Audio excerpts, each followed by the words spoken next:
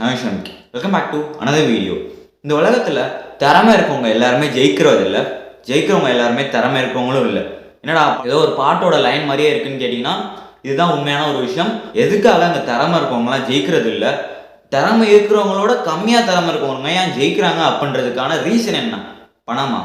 டெஃபினட்டாக இல்லவே இல்லை. ஆப்பர்ச்சுனிட்டிஸ், அதாவது ஆப்பர்ச்சுனிட்டிஸை உருவாக்கிக்கிறது, ஆப்பர்ச்சுனிட்டிஸை தேடுறது, ஆப்பர்ச்சுனிட்டிஸ்க்காக போராடுறது. அந்த ஒரு வாய்ப்பு அப்படின்ற ஒரு விஷயம் இருந்தாலே, இந்த வாய்ப்பை நம்ம உருவாக்கிட்டாலே, வாய்ப்புக்காக போராடினாலே, வாய்ப்பை தேடினாலே போதும், கண்டிப்பாக வாழ்க்கையில் அந்த வெற்றி அப்படின்ற ஒரு விஷயத்தை அடையலாம். பட் இந்த ஆப்பர்ச்சுனிட்டிஸ்க்காக போராடுறவங்க நிறைய பேர் இருக்காங்க இந்த இடத்துல. அப்படி போராடும் போது இதுதானா நம்மளுக்கு ஒரு ஆப்பர்ச்சுனிட்டி அப்படின்றத நம்பி நிறைய பேர் போய் பல இடத்துல வந்து ஏமாறுறாங்க. ஸோ அந்த மாதிரி ஒரு இண்டஸ்ட்ரி தான் சினிமா இண்டஸ்ட்ரி. அதாவது சினிமாவில் உனக்கு நான் வாய்ப்பு வாங்கி தரேன் அப்படின்னு சொல்லி பல பேர் ஏமாத்துறதா இருக்கட்டும், பணத்தை புடுங்கிக்கிறதா இருக்கட்டும், இந்த மாதிரி விஷயங்கள் நிறைய நடந்துட்டு இருக்கு. ஸோ இன்னைக்கு நம்ம வீடியோவில் கேஸ்டிங் கால் ஸ்கேம், அதாவது இந்த ஆடிஷன் அப்படின்ற பேரில் வந்து நிறைய பேர் ஏமாத்திட்டு இருக்காங்க. ஸோ அதை பற்றி தான் நீங்கள் நம்ம வீடியோவில் பார்க்க போகிறோம். ஸோ வாங்க பார்க்கலாம்.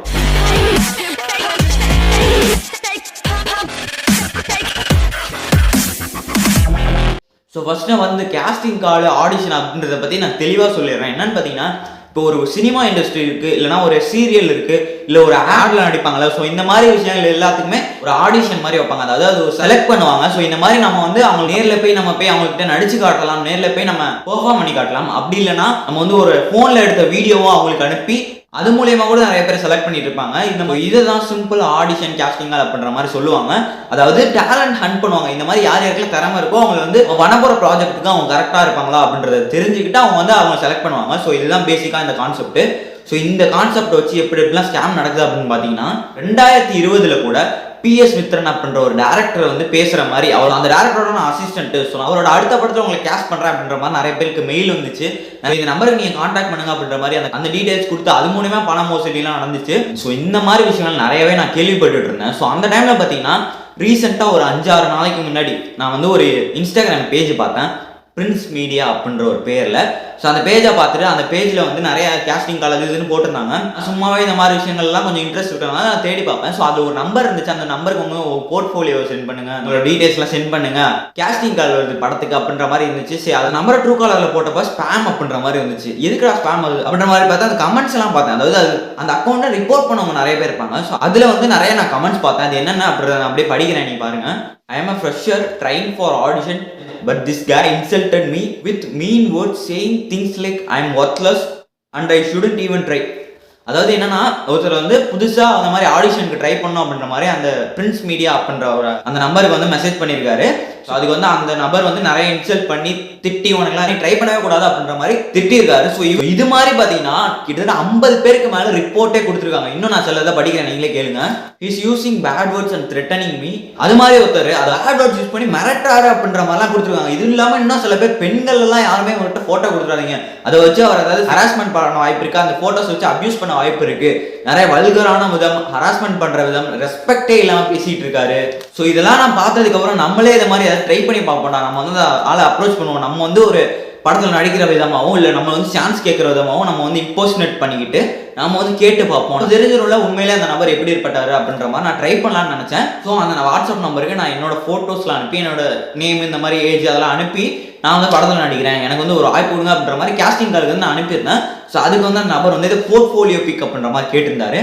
போர்ட்ஃபோலியோ பிக்னா அப்போ எனக்கு என்னன்னு தெரியாது.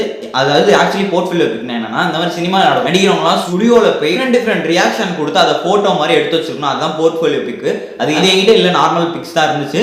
ஸோ அதை அனுப்புனா அதுக்கு வந்து நான் அந்த நபர் வந்து போர்ட்ஃபோலியோ பிக் இல்லையா, இட் இஸ் மஸ்ட் அப்படின்ற மாதிரி அனுப்பியிருந்தாரு. ஸோ என்கிட்ட இல்லை ப்ரோ அப்படின்ற மாதிரி அனுப்பியிருந்தேன். So don't waste my time அப்படின்னு சொல்லி முடிச்சிட்டாரு, என்ன பிளாக் பண்ணிட்டாருன்னு நினைக்கிறேன். ஸோ நினச்ச மாதிரி அந்த விஷயம் போகல. நான் என்ன நினச்சேன்னா, மாதிரி எக்ஸ்போஸ் பண்ணுற விதமாக பண்ணலாம் அப்படின்னு நினச்சேன், பட் பண்ண முடியல. ஸோ அதுக்கப்புறம் திரும்பி அந்த கமெண்ட்ஸ் எல்லாம் போய் படிக்கும் போது எனக்கு ஒரு விஷயம் தெரிஞ்சிச்சு.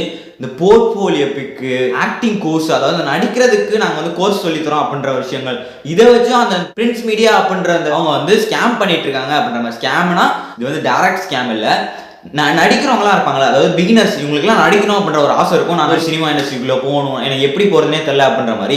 ஸோ இவங்களெல்லாம் ஆடிஷனுக்குன்னு சொல்லி நிறைய கேஸ்டிங் கால பெரிய பெரிய நடிகர்களோட படத்துல நாங்கள் கேஸ்டிங் பண்றோம், ஆடிஷனுக்கு வந்து நீங்க கொடுங்க அப்படின்ற மாதிரிலாம் அவங்க இன்ஸ்டாகிராம் போஸ்ட்ல போட்டிருக்காங்க. ஸோ அதை நம்பி நிறைய பேர் போவாங்கல்ல. ஸோ அவங்ககிட்டலாம் அவங்கள்ட்ட சரியான போர்ட்ஃபோலியோ பிக் இல்லை, ஸோ உங்களுக்கு போர்ட்ஃபோலியோ பிக் எடுக்கணும்னா எங்ககிட்ட எடுத்துவாங்க அப்படின்ற மாதிரி சொல்லி அதை வந்து சேல் பண்ணுறதுக்காக ஒரு டிஃப்ரெண்டான ஸ்கேமாக இருக்கும் அப்படின்ற மாதிரி நான் கெஸ் பண்ணியிருக்கேன். பட் இது 100% உண்மையாக என்னன்னு எனக்கு தெரியல. ஏன்னா நான் வந்து எக்ஸ்போஸ் பண்ணலாம் ட்ரை பண்ணும்போது ஒரு ஃபெயிலான ஒரு முயற்சியாக முடிஞ்சிருச்சு. இந்த விஷயத்தெல்லாம் தாண்டி நான் எல்லாருக்கிட்டையும் இந்த மாதிரி நான் வந்து நடிக்க போகணும், எனக்கு வந்து ஒரு சான்ஸ் கிடைக்கணும் அப்படின்ற மாதிரி நிறைய பேர் ட்ரை பண்ணிட்டு இருப்பாங்களா, அவங்க எல்லாருக்குமே ஒரு விஷயம் சொல்லணும் அப்படின்ற மாதிரி நான் நினைக்கிறேன். என்னன்னு பார்த்தீங்கன்னா, இந்த மாதிரி கேஸ்டிங் கால், ஆடிஷன், இது எல்லாமே அந்தந்த ப்ரொடக்ஷன் ஹவுஸ் இருப்பாங்க, அதாவது அந்த படத்தை வந்து ப்ரொடியூஸ் பண்ணுற ப்ரொடக்ஷன் ஹவுஸ் இருப்பாங்க. ஸோ அவங்க எல்லாருமே அஃபிஷியலாக அவங்களோட சோஷியல் மீடியா பேஜில் வந்து அவங்களோட நம்பரோ இல்லை அவங்களோட இமெயில் ஐடியோ இல்லை இந்த இடத்துல இந்த கேஸ்டிங் நடக்குது, ஸோ அதுக்கு வந்து நீங்கள் வாங்க அப்படின்ற மாதிரி அவங்களே போஸ்ட் போடுறதா இருக்கட்டும், அந்த மாதிரி விஷயங்கள்லாம் பண்ணுவாங்க. ஸோ அதை மட்டும் நீங்கள் நம்பி அதில் நீங்கள் ட்ரை பண்ணுங்கள். அதில் எந்த அமௌண்ட்டும் கேட்கவே மாட்டாங்க, அதில் வந்து பணமே கேட்க மாட்டாங்க. நான் 100% சொல்லுவேன், லெஜிட்டான ஒரு ப்ரொடக்ஷன் ஹவுஸ்னா அவங்க வந்து பணம் கேட்க மாட்டாங்க, டேலண்ட் மட்டும் தான் அவங்களுக்கு தேவை. ஸோ இந்த இடத்துக்கு வந்து நீங்கள் நல்லா ஆக்ட் பண்ணிங்கன்னா உங்களை அந்த கேரக்டருக்கு நீங்கள் சூட் ஆனீங்கன்னா கண்டிப்பாக உங்களை நாங்கள் படத்தில் எடுத்துக்குவோம். அப்படி உங்களால் வர முடியலன்னா நீங்கள் இந்த மாதிரி 1 minute வீடியோ எடுத்து அனுப்புங்க அப்படின்ற மாதிரி சில பேர் சொல்லுவாங்க.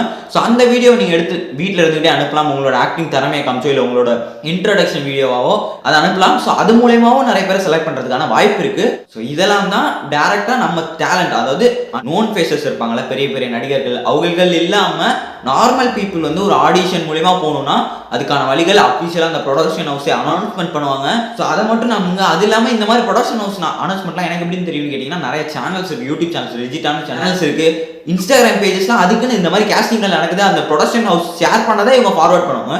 ஸோ அந்த மாதிரி பேஜஸ் இருக்குது. ஸோ அதை நம்பி நீங்கள் போய் வேணால் ட்ரை பண்ணலாமே தவிர, இந்த மாதிரி நான் போர்ட்ஃபோலியோ பிக் அனுப்புங்க, போர்ட்ஃபோலியோ பிக் நான் எடுத்து தரேன், அதை நம்பி நீங்கள் வந்து ஆடிஷன் பண்ணீங்கன்னா உங்களுக்கு கன்ஃபார்ம் நீங்கள் வந்து படத்தை நடிச்சிடலாம் அப்படின்ற மாதிரி சொல்கிறவங்களாம் நம்பாதீங்க. சில நேரம் அது உண்மையாகவும் இருக்கும், சில நேரம் அது உங்களுக்கே வந்து வினையாகவும் முடியும். உங்களோட பணத்தை ஏமாறதுக்கான வாய்ப்புகள் ரொம்பவே அதிகமாக இருக்குது. ஸோ இதெல்லாம் தாண்டி இந்த மாதிரி ஆடிஷனுக்கு போகிறது, இந்த மாதிரி விஷயங்கள்லாம் தாண்டி உங்களுக்கு நடிகர் ஆகணும் அப்படின்ற ஒரு ஆசை இருந்துச்சுன்னா அதுக்குன்னு இன்னும் ஒரு மிகப்பெரிய ஒரு லைம் லைட் இருக்குது. என்னன்னா சோஷியல் மீடியா அப்படின்ற ஒரு விஷயம் இருக்குல்ல. ஸோ இந்த டைமில் ஷார்ட் ஃபிலிம்ஸ் அப்படின்ற ஒரு, அதாவது ஃபிலிம்ஸ் எல்லாம் தாண்டி இவங்களாம் உங்கள் ஃப்ரெண்ட்ஸாக இருந்தீங்கன்னா, ஒரு எக்ஸாம்பிளுக்கு சொல்கிறேன், உங்கள் குரூப் ஆஃப் ஃப்ரெண்ட்ஸாக இருந்தீங்கன்னா ஷார்ட் ஃபிலிம்ஸ் அப்படின்ற ஒரு விஷயம் இருக்குது, அதை எடுங்க. அது மூலயமா நீங்கள் உங்களோட டேலண்ட்டை வெளிப்படுத்துங்க. அது மூலயமா நிறைய அவார்ட்ஸ்லாம் கொடுத்துட்ருக்காங்க, ஷார்ட் ஃபிலிம் ரெகக்னைஸ் பண்ணி அவங்க நிறைய அவார்ட்ஸ்லாம் கொடுத்துருக்காங்க. அது மூலயமா உங்களோட நடிப்பை வெளிப்படுத்தி அது மூலயமா நீங்கள் போகிறதுக்கு நிறைய வாய்ப்புகள் இருக்குது அப்படின்ற மாதிரி தான் நான் சொல்லுவேன். அப்படி இல்லைனா இந்த ஆடிஷன்லாம் ட்ரை பண்ணி பாருங்கள். ஆனால் ஆடிஷன் மூலயமா நிறைய பேர் படத்தில் நடிச்சு பெரிய அளவு ஆயிருக்காங்க. ஸோ அதனால் சொல்கிறேன், இந்த மாதிரி மோசடி, இந்த மாதிரி ஸ்கேமில் போய் மாட்டாதீங்க அப்படின்றது தான் இந்த வீடியோவில் நான் சொல்லணும்னு நினச்சேன். ஸோ இந்த மாதிரி ஏதாவது ஒரு ஸ்கேம் உங்கள் லைஃப்லேயும் நடந்திருக்கா இல்லையா அப்படின்றது வந்து கமெண்ட் பாக்ஸில் கமெண்ட் பண்ணுங்கள். ஸோ இதே மாதிரி நாளைக்கு இன்னொரு வீடியோவில் சந்திக்கிறேன். பாய்.